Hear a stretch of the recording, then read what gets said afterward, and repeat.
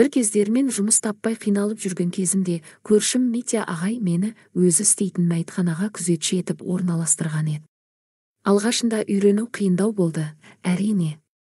Дегенмен адамнан табу керек болған соң бәріне төзеді екен. Мәйітхананың қолға қаптырар иісі, жан түршігерлік жағдайда қайтыс болған адамдардың мүрдесі күндіз күлкіден, түнде ұйқыдан айырды. Бірақ уақыт өте келе кеудемдегі қорқыныш басылып, күнделікті жұмысыма үйреніп кеттім.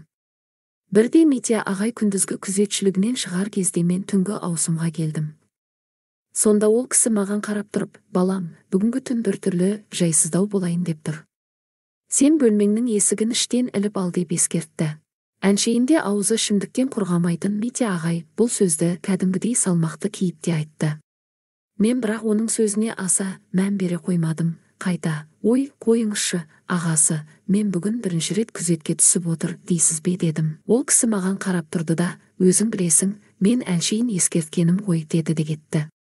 Түннің бір уағына дейін сыртта отырдым. Айнала тып-тыныш, үбеткен жел де жоқ, әншейінде ағылып жататын көліктердің дыбысы да естілмейді. Сәлден кейін әдеттегідей мәйітхананы бір тексеріп келдім де, бөлмемдегі ағаш төсекке қисайып жатып кітап оқыдым. Сөйтіп жатқанда көзім ілініп кетіпті. Бір уақытта есіктің сыртынан тысырлаған дыбыс естілді. Орнымнан атып тұрып есікке жақындадым. Жақындасам біреу жүрген секілді, бірақ адамның демі естілмейді. Бір кезде тарсылдаған дыбыс күшейе түсті. Есіктің тұтқасын біреу жұлмалағандай болды.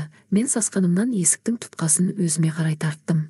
Есікті арғы жағынан жұлмалаған сайын бергі жақтағы ілгіші селк-селк етеді. Есік пен босағаның арасындағы болмашы ғана тесіктен қарасам қараңдаған біреудің көлеңкесі тұрған секілді. Зәрем зәр түбіне жетті. Бір кезде есікті біреу тырмалағандай болды.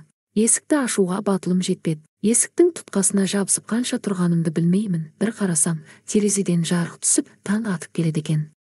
Таң ата дәліздегі шу да басылды, есікті тырмалауын да қойды. Мен болсам түнімен менің зәремді ұшырған жайт өңім бе, түсім бе екенін білмей әлі тұрмын. Есеңгіреп тұрғанымда сыртқы есіктің қоңырауы шырылдап жатыр екен. Сол уақытта өз-өзіме келіп бірінші бөлмемнің есігін ілгішінен ашып жіберіп, бірден ұзын дәлізге көз тастадым. Айналаның бәрі жым-жырт. Дереу сыртқы есікті барып аштым. Сол кезде арғы жақтан әріптесімнің сонша ұйықтағаның не, қоңырауды басып тұрғаныма біраз болды ғой деді. Ал мен болсам түнімен болған жағдайды қалай айтарымды да білмедім. Үйге кететін уақытым болса да сол жерде айналшықтап, қайта-қайта темекі шегіп жүре беріппін. Түндегі түсім болса екен деп қоямын ішімнен. Сөйтіп тұрғанымда жаңадан келген практикант жігіт шығып менімен бірге темекі шегіп тұрды да, бүгін бір қызық жағдай болды. 2 күн бұрын суға кетіп қайтыс болған адамның денесін кестім. Сонда байқағаным, оның тырнағының асты кеуіп қалған ақ бояуға толып қалыпты. Осыдан бірнеше күн бұрын қайтыс болған адамның тырнағындағы жара бүгін пайда болғандай қанап,